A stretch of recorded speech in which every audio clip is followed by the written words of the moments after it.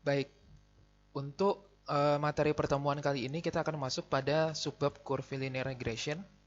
Nah, di mana curvilinear regression ini adalah salah satu analisis untuk regresi juga, yang fungsi utamanya untuk prediksi, cuman konsepnya itu adalah kalau kemarin itu kita asumsikan ada X dan Y dengan garisnya linear gitu ya.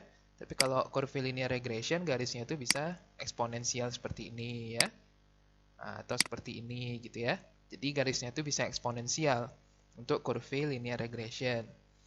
Nah, yang perlu Anda semua catat bahwa curvilinear regression itu distribusi Y-nya itu fungsinya adalah sumasi atau penjumlahan dari BP X pangkat P ya. Oke. Dengan bentuknya itu adalah persamaannya Y sama dengan alfa plus alfa dikali B pangkat X gitu ya. Oke, contoh kasusnya seperti ini. Kalau misalkan saya punya data seperti ini ya. Ada 2, 3, 6, 10, 15, 20. Ini kasusnya untuk baterai, laju discharge-nya dengan kapasitasnya. Jadi kapasitas baterai itu seiring berjalan waktu terus menurun ya. Nah, fungsi independen X yang mempengaruhi fungsi dependen Y ya. Nah, untuk kasus ini kita bisa plot dulu yang paling pertama. Nah, bentuk plotnya seperti ini sehingga di sini kita bisa lihat bahwa plot ini membentuk kurva yang seperti ini ya, hampir mirip seperti melengkung seperti ini atau polinomial ya, polinomial. Nah, kalau kita lakukan perhitungan nih dengan Minitab ya, Minitab, maka kita akan dapatkan hasil seperti ini. Nah, untuk perhitungan manualnya, Anda perlu eh, cari dulu X rataan dan len Y rataan, yaitu 56 jumlahnya dibagi 6 dan 29,4 dibagi 6 len Y ya. Anda cari dengan kalkulator dan Anda cari SX len Y ya. SX len Y itu cara mencarinya Anda lihat lagi chapter untuk metode kuadrat terkecil ya. Oke, untuk memperingat Anda, membuat Anda mudah ingat, nah, seperti ini, bahwa kalau misalkan Anda cari SXX itu adalah eh, sumasi dari penjumlahan dari XI kuadrat, ya, dikurangi penjumlahan dari XI dikuadratkan. Nah, kalau SXY itu berarti eh, sumasi dari XI kali YI itu dijumlahkan, nah, dikurangi dengan jumlah dari XI 2000 dikali YI ya. Oke, hasilnya seperti itu. Nah, berarti kalau misalkan kasusnya SX ln Y, itu berarti kita cari dulu sumasi dari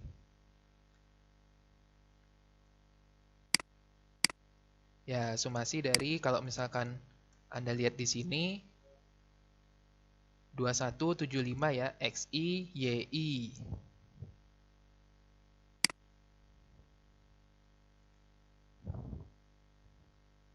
71 ya. Nah, sumasi dari XI dengan ln YI ya.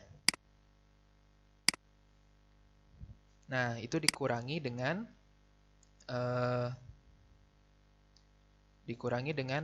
sumasi dari XI dikali ln YI ya. Nah, ini sigma ya, ini sigma, ini sigma.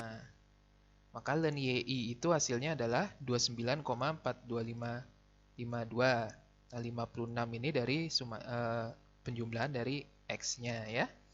Itu berarti dikalikan. Sigma dikali sigma itu ya.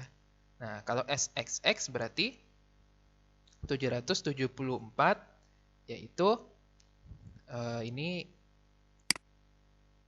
X I sigma ya, dikuadratkan, dikurangi dengan 56. 56 itu adalah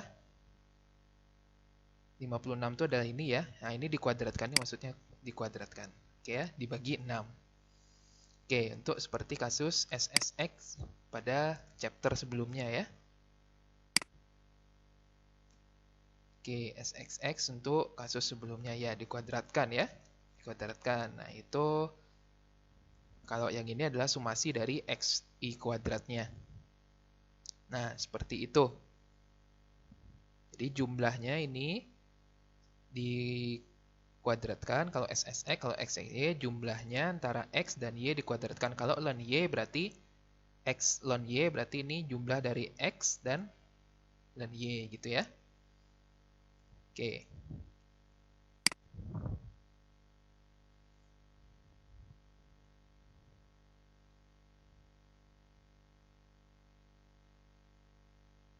Oke. Nah, untuk ini kita sudah ketemu nih SXX, X, SX, ln Y gitu ya.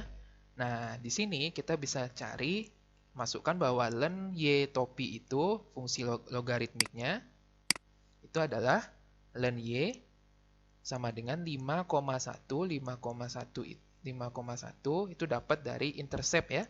Intercept itu adalah rataan dari ln Y. Jadi ini ln Y, rataannya ditambah dengan X rataan dikali 0,02372. Yang ini didapat dari slope ya. Dapat dari slope.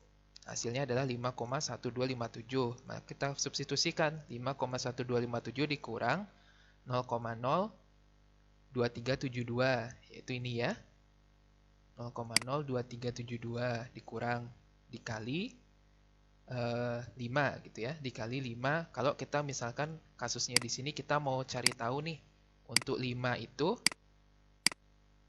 ya, untuk 5 ya, ini 5 ya di sini. 5 di sini. Nah, ininya berapa di sini nih? Ininya berapa? Jadi kalau 5 nilainya berarti antara 156 dengan 142. Berarti 149,5. Jadi ini persamaannya itu adalah ln Y topi 5,1257 dikurang 0,02 dikali X-nya ya. Nah, jadi kita bisa prediksi nih untuk nilai 5 itu berapa. Gitu ya. Nah, silakan Anda pelajari untuk perhitungan ini ya. Perhitungannya ini untuk SX ln Y, SX ini sama dengan metode kuadrat terkecil. Nah, dua hubungan lainnya itu pada aplikasi keteknikan kita bisa transformasikan dengan menggunakan fungsi Y sama dengan 1 plus alpha plus BX gitu ya. Dan power function untuk polinomialnya itu adalah Y sama dengan A kali B pangkat X gitu ya. Nah, untuk bagian pertama alfa itu merepresentasikan hubungan linear antara X dengan seper Y ya. Atau seper Y itu sama dengan alfa plus BX gitu ya. Nah, itu yang perlu Anda catat dua ini. Dan kita bisa merepresentasikan hubungan linear antara log Y, X dan log Y dengan persamaan ini. Nah, ini balik lagi curvilinear regression sama dengan yang saya jelaskan pada chapter sebelumnya, pada bagian sebelumnya, yaitu dengan yang ini ya. Dengan model, nah ini, yang ini. Oke. Nah, sekarang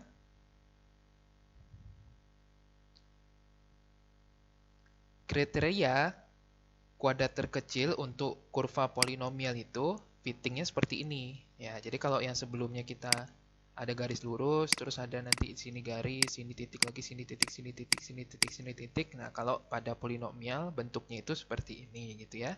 Yang didefinisikan itu antara YI dikurangi dengan polinomial regressionnya atau rataan dari Y pada kondisi X gitu ya. Seperti ini. Dan yang perlu Anda catat lagi, persamaan normal untuk regresi polinomial itu didefinisikan sebagai penjumlahan Y sama dengan N dikali B0 gitu ya. Nah, seperti itu. Ditambah dengan B1 kali sumasi X, BP kali X pangkat P gitu ya. Dan sigma XY itu seterusnya B0 sigma dari X tambah BI X kuadrat sumasi X kuadrat dan seterusnya. Nah, untuk X pangkat P dan Y itu berlaku sama juga. Nah, contohnya kasusnya seperti ini. Sini saya punya data waktu pengeringan untuk proses furnace ya. Nah, jumlah adiktif yang berkurang selama proses pengeringan. Oke. Jumlah furnace adiktif 0, 1, 2, 3, 4, 5, 6, 7 dan ini drying time-nya ya. Jadi penambahan zat furnace adiktif itu mengurangi waktu drying time-nya ya di sini. Nah, di sini kita bisa plot dulu. Kita bisa plot hasilnya seperti ini dan kita bisa cari nih polinomial regressionnya yaitu Y sama dengan 12,18 dikurang dengan 1,84. Ini kalau kita menggunakan software ya, computer software gitu ya. Kita bisa gunakan hasilnya seperti ini. Nah, di sini kita bisa hitung yaitu summation yang dibutuhkan untuk persamaan normal yaitu sigma X-nya 36, X kuadratnya sama dengan 204, X pangkat 3-nya 1296, X 4-nya sama dengan 8772. Y-nya sama dengan segini, X-Y sama dengan segini, dan X kuadratnya sama dengan segini ya. Gitu. Nah, sehingga kita bisa tentukan persamaan 80,5 itu sama dengan yaitu 9B0 Oke, tambah 36B1 ya. Tambah 204B2 atau 299 ini sama dengan 36B0 yaitu ini ya. Tambah 204B1 tambah 1296 atau 1697 X kuadrat Y itu adalah 204B0 1296B1 dan 8772. Jadi Anda cari sumasi dulu baru Anda substitusikan ke persamaan ini gitu ya. Oke. Nah, itu kasusnya 9 itu datangnya dari mana, Pak? 9 itu datangnya dari ya ini ya jumlah datanya ini.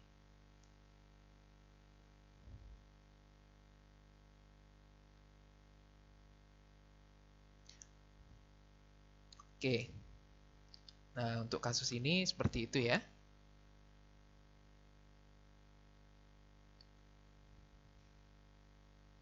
Ya, 9B0, 36B1, dan 204B1 gitu ya. Oke. Nah, atau kita bisa, ya ini hasil dari sama dengan ini ya. Nah, sekarang,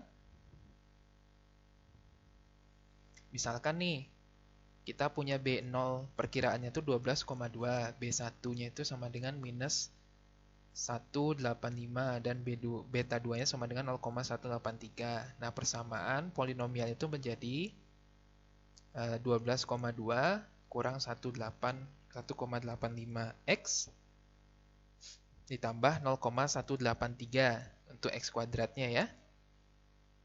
Nah, substitusikan x sama dengan misalkan 6,5. Nah, di sini kita diminta mencari draw scatter plot, fit a second degree polynomial by the method of least square ya. Dan use the result of part B to predict the drying time. Jadi kita memprediksi 6,5 ini, 6,5 gram. Ya, 6,5 di sini ya. Nah, di sini berapa gitu ya. Nah, hasilnya kita pertama definisikan dulu B0-nya 12,2 ya. 12,2 12,2. Nah, terus dikurangi 1,85x dan ditambah 1,183x kuadrat ya. Nah, dari situ kita bisa substitusikan untuk 6,5 itu berapa ya? Hasilnya adalah 7,9 jam. Seperti itu. Oke, itu untuk kasus polynomial regression ya.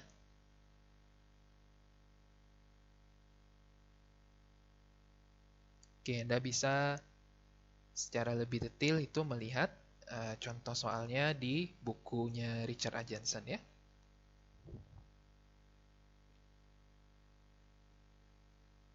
Oke. Nah, pada praktek aktualnya, nah,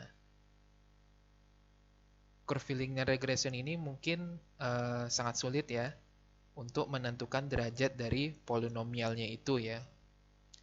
Nah, yang bisa fit dengan sejumlah data yang kita lakukan analisis itu. Misalnya datanya seperti ini. Nah, pada prakteknya itu kita susah, lumayan sulit juga itu mencari kurva fitnya ini yang sesuai dengan datanya itu gitu ya. Oke, nah untuk kasus ini Anda bisa lihat di buku Richard A. Jensen.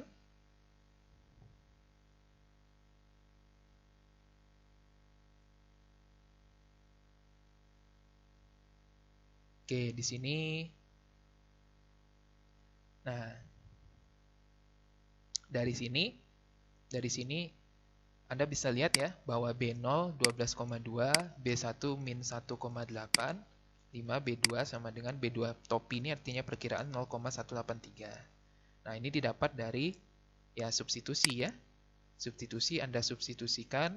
Jadi kalau kita punya B0, B1, B2 di sini, Anda bisa substitusikan di sini. Substitusikan. Ya, ini Anda substitusi ya. Di sini Anda punya B0, di sini B0 juga. Jadi kalau kita punya 3 variabel yang tidak diketahui, kita butuh 3 persamaan juga. Ini ada 3 persamaan. Nah, terus Anda substitusi. Nanti Anda akan ketemu B0, B1, dan B2. Nah, ini dari substitusi ya. Substitusi Anda harusnya sudah nggak ada masalah lagi ya substitusi. Keluarkan B0, nanti dari hasil B0 ini berapa, substitusi ke sini, nanti hasil ini berapa, substitusi ke sini. Seperti itu. Nah, hal-hal ini juga selalu mungkin ya untuk menemukan derajat polinomialnya itu pada paling banyak itu n-1. Ya, yang akan melewati setiap n point ya untuk setiap nilai x itu ya. Oke. Nah, essentially curvilinear regression ini juga consist dari fitting first a straight line ya. Jadi secara nggak langsung sebenarnya kita melakukan fitting garis straight line dulu. Nah, baru kita melakukan polinomial degree ya dengan hipotesis B2 sama dengan 0 gitu ya. Jadi yang kita lakukan prosedurnya sebenarnya seperti itu ya untuk sebelumnya gitu. Oke, Anda silakan ikutin latihan ini. Untuk curvilinear regression materinya cukup sampai di sini ya. Silakan kerjakan contoh-contoh soalnya dan kerjakan exercise juga yang ada di buku Richard A. Jensen ya. Oke.